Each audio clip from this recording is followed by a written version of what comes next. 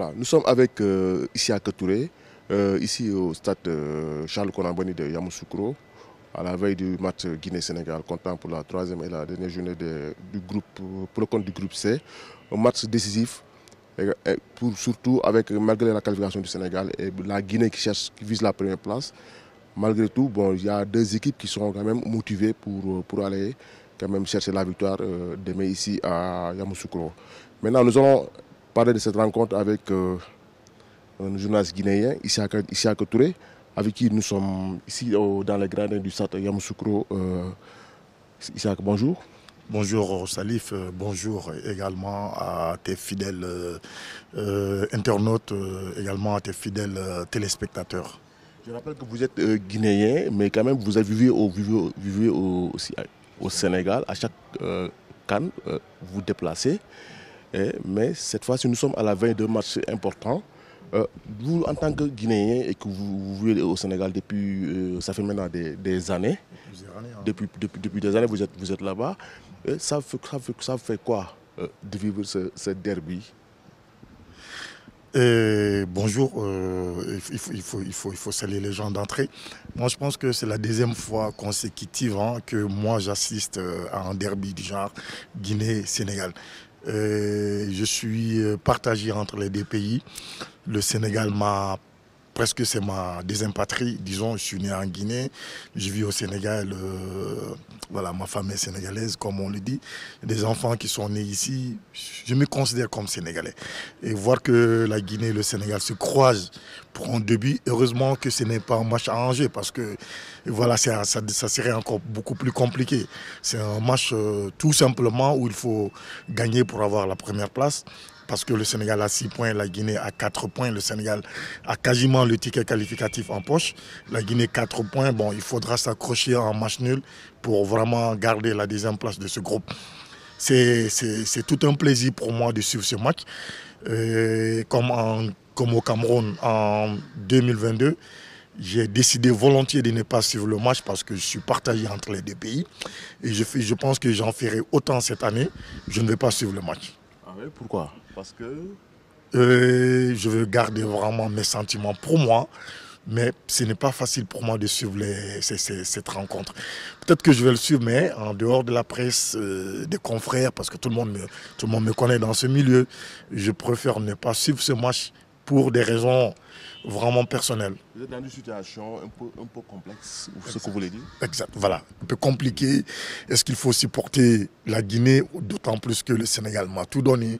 J'ai fait mes formations au Sénégal, j'ai étudié au Sénégal, j'ai commencé à travailler au Sénégal. Est-ce qu'il faut supporter la Guinée où je suis né, mon pays? Voilà, c'est compliqué. Je suis entre deux marteaux. Vous êtes partagé? Très partagé, très partagé. Votre femme, elle est sénégalaise? Tout à fait, voilà. Avec votre femme, vous avez quand même pu parler de ce match? Non, on parle souvent de ce match, elle supporte le Sénégal. Et moi, bon, d'une part, j'ai mon cœur bat pour un pays, mais bon, voilà, je préfère garder ça pour moi quand même.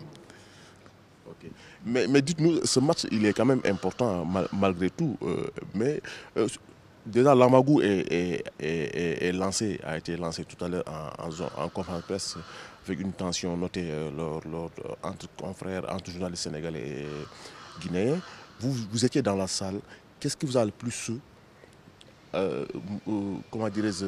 frappé lors de cet incident? Mais c'est regrettable. Franchement, on ne devrait pas en arriver là. Ça reste le football. Après le football, la vie continue. Le Sénégal et la Guinée sont des voisins, c'est des pays voisins. Bon, écoute, et d'ailleurs que c'était un match, à mon avis, c'est sans enjeu majeur.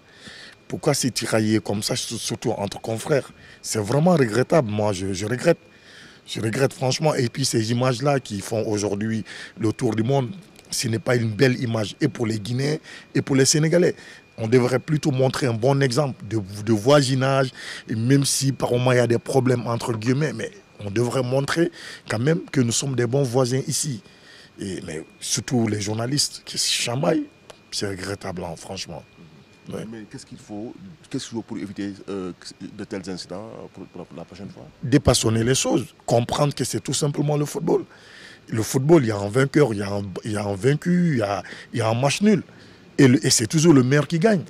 Celui qui est meilleur que toi, il ne peut être que meilleur que toi. Et ce n'est pas dans les conférences de presse qu'il faut régler les choses. C'est demain le match. Pourquoi venir s'en prendre en pleine conférence de presse, s'insulter, s'injurier? Je ne vois pas d'importance. C'est quand même regrettable. Hein. Je pense que ceux-là qui ont fait ça, ils doivent s'asseoir un moment et se dire, écoute, c'est stop, on ne doit plus refaire ça. Donc faut-il s'attendre à revivre la même situation demain, le jour du match? Non, ça restera toujours en match de football. Hein.